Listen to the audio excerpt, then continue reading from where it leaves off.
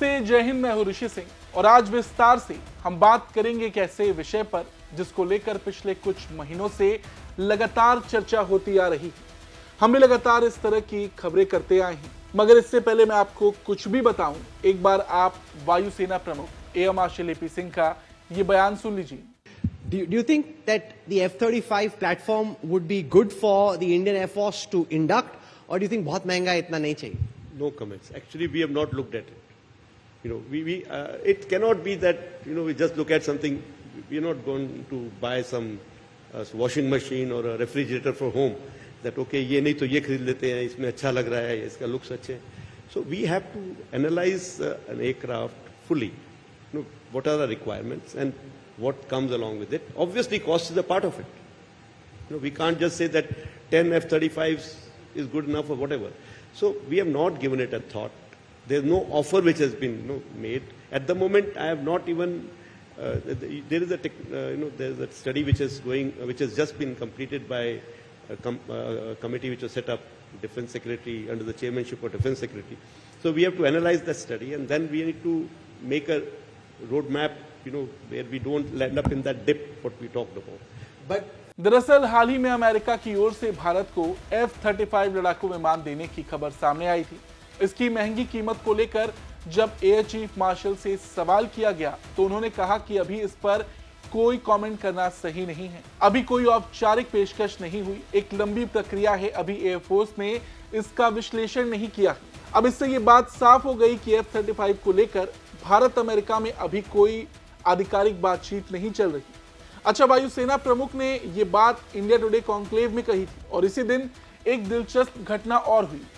इस कॉन्क्लेव में भारत में रूसी राजदूत डेनिस एलिपोव ने दावा किया कि Su-57 इस समय उड़ान भरने वाला सबसे अच्छा लड़ाकू विमान है। रूस ने पहले ही भारतीय वायुसेना को संयुक्त उत्पादन सुविधा स्थापित करने की संभावना के साथ इसकी पेशकश की है। We're offering our own for the 5th generation fighter. We have the best machine, Su-57. We just showed it, displayed it at Aero Indian last month in Bangalore, and it performed and stole the show. It is very competitive. We are offering not only to sell, but to co-produce. We offer technology sharing. We offer, industry. We're creation of necessary industrial facilities for production of this. We are open to configuration changes. So this is a very lucrative deal that we offer to India. I think कुल मिलाकर देखा जाए तो फिर से कई सवाल खड़े हो गए। क्या रूस के लिए वाकई अब आगे की राह आसान हो गई है, क्योंकि भारत के पास अमेरिका की ओर से F-35 का कोई ऑफर नहीं है। हाँ, पीएम मोदी के सामने जरूर ट्रंप ने ये बात कही थी, मगर वायुसेना प्रमुख ने इस बात का खुलासा खुद कर दिया और दूसरी ओर रूस लगातार भारत को Su-57 बेचने में लगा है। हम दोनों विषय पर बात करेंगे, लेकिन पहले F-35 पर बात कर लेते हैं। इससे लेकर जो हवा बना हुआ है, ये क्या वाकई उतना घातक है या फिर ये बस अमेरिका की अच्छी मार्केटिंग? F-35 अमेरिका के बेहतरीन फाइटर प्लेन्स में गिना जाता है।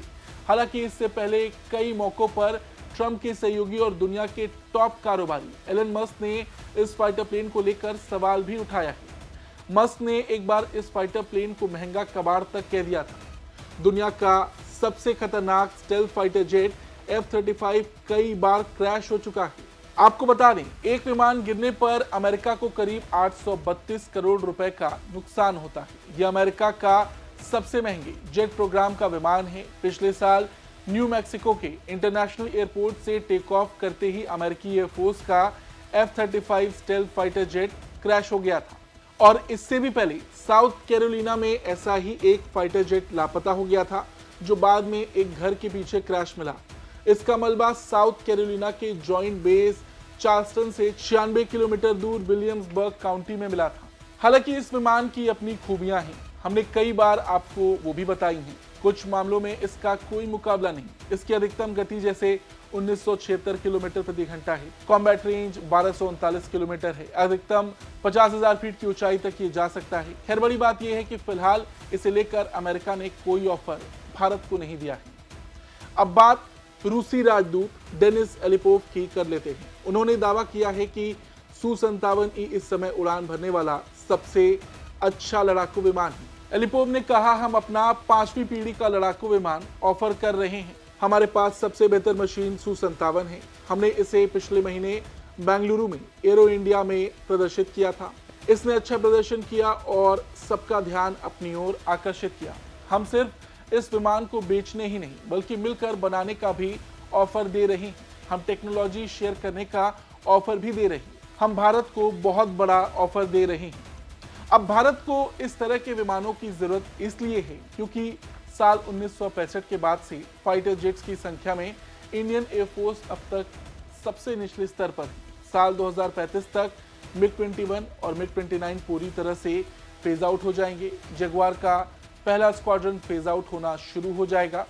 उधर पाकिस्तान जल्द ही चाइना से 40 J-35 स्टेल्थ फाइटर खरीदने जा रहा है। ये 5वीं पीढ़ी के लड़ाकू विमान है। चाइना अपने सभी पुराने फाइटर एयरक्राफ्ट को 5वीं पीढ़ी के विमानों से बदल रहा है। वो अपने 5th जनरेशन के विमान J-20 को भी अपनी वायुसेना में शामिल कर चुका है। चाइना 200 के करीब J-20 एयरक्राफ्ट अपनी वायुसेना में शामिल कर रहा और जैसा कि मैंने बताया, भारतीय वायुसेना का AMCA प्रोजेक्ट पूरा होने में कम से कम 10 साल लगेंगे।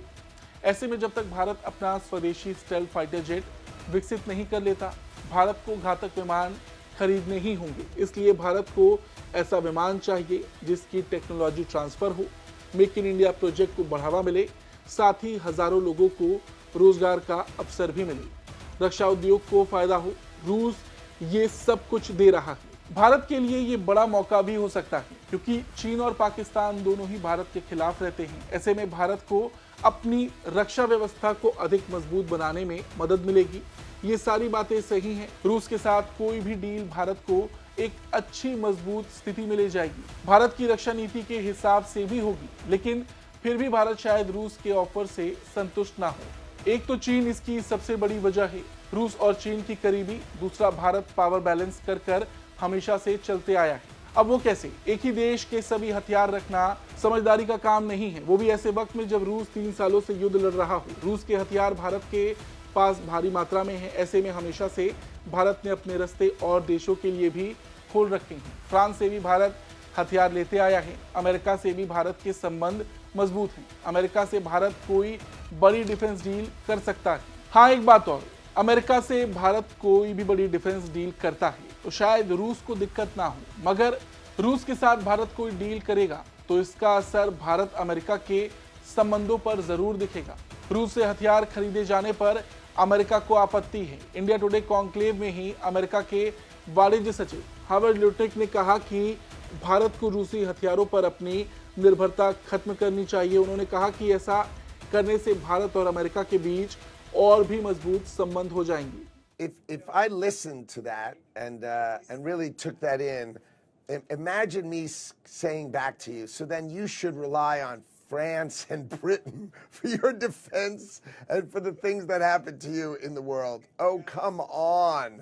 America is the greatest military and industrial complex supplier, creator, and builder in the world by so far. You would never, ever suggest France or the UK to be your supplier. And imagine choosing Russia. Yeah, that would be a way to really create India's comfort and independence. No. अब आपने 3 अलग अलग लोगों का बयान सुना। एक हमारे वायुसेना प्रमुख, दूसरे रूसी राजदूत, तीसरे अमेरिका के वाणिज्य सचिव हावर्ड ल्यूटनिक। वायुसेना प्रमुख ने कहा, अमेरिका से अभी तक F-35 का कोई ऑफर नहीं आया। रूसी राजदूत ने कहा, रूस ने भारत को Su-57 का ऑफर दिया। वहीं हावर्ड ल्यूटनिक ने कहा कि भारत को रूसी हथियारों पर अपनी निर्भरता खत्म करनी चाहिए। अब इस पर आपकी क्या राय है? कमेंट करके जरूर बताएं। धन्यवाद।